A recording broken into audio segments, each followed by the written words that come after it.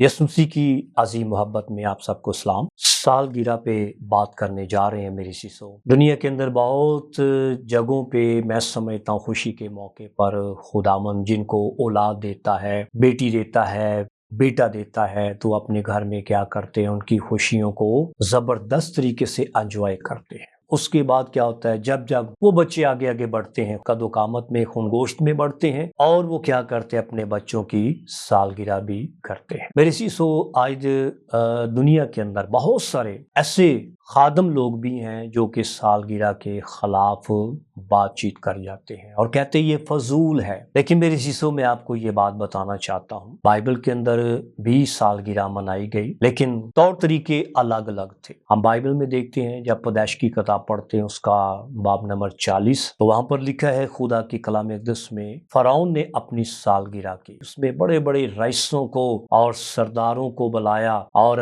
अपने नौकर चाकरों को भी बुलाया और खूब धूमधाम से उसने अपनी सालगिरह की। उसका अपना तौर तरीका था। फिर नए अहदनामा के अंदर हम जब मरकस की अंजील छठा बाब पढ़ते हैं, तो वहां पर हेरोदिस ने भी अपनी सालगिरह की, और उसकी सालगिरह के मौके पर हम देखते हैं कि वहां पर एक लड़की ने क्या किया, और उसने नाच कर खुशियों को दोबाला किया। बाइबल में ये बात भी लिखी हुई है कि गमज़दा लोगों के साथ मिलकर गम करो और खुश होने वालों के साथ खुशी मनाओ। मेरे शीशो, बाइबल की ये बात हमें ये बात सिखाती है कि अगर कोई खुश है तो हमें उनकी खुशियों में शामिल होकर खुशियों को दोबाला करना चाहिए। तो मेरे शीशो, आज बहुत सारे दुनिया के अंदर ऐसे खादम लोग हैं, वो अपनी स्टडी में क्या कहते हैं, सालगिरह के खिलाफ बोल जाते हैं। मेरे शीशो, मैं समझता हूँ कि ये बुरी बात नहीं है मेरे शीशो, ये एक अच्छी बात है। लेकिन हम देखते हैं कि जब सालगिरह हम करते हैं तो हमें क्या करना चाहिए, खुदा की शुक्रगुजारी करनी चाहिए। ये जन्मदिन का मौका होता है। देखिए,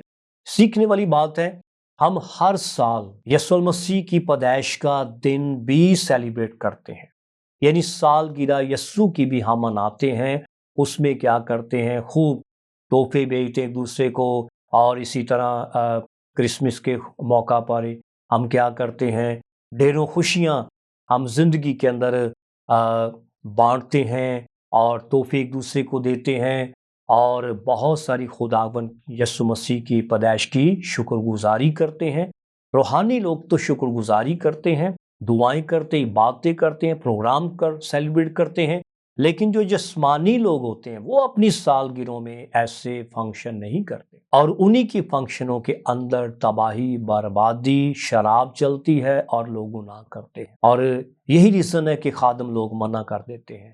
लेकिन अगर रूहानी तौर पर देखा जाए तो मेरे शीशो, हमें क्या करना चाहिए, अपने खुदा की शुक्रगुजारी करनी चाहिए उस बेटे के लिए, उस बेटी के लिए कि जिसकी हम सालगिरह कर रहे होते हैं, कि खुदा ने उसे पूरा साल सलामती बख्शी है, अगला साल उसकी ज़िंदगी में शुरू हो चुका है। सो नेक्स्ट साल के लिए शुक्रगुजारी की जाती है और दुआएं की जाती है कि खुदा अगला साल भी इसके लिए बरकत का साल हो, खुशहाली का साल हो, नेमतों का साल हो, बरकतों का साल हो। तो आज हमें इस बात पर गौर करना चाहिए, और इस बात की कि हमें इसकी मुखालफत नहीं करनी चाहिए, बल्कि जब जब हम रूहानी ज़िंदगी बसर करते हैं, जैसे यस्सु की हर साल सालगिरह करते हैं और केक काटते हैं, इबादत करते हैं, खूब हम एंजॉय करते हैं और शुक्रगुजारी की बातें अरेंज करते हैं।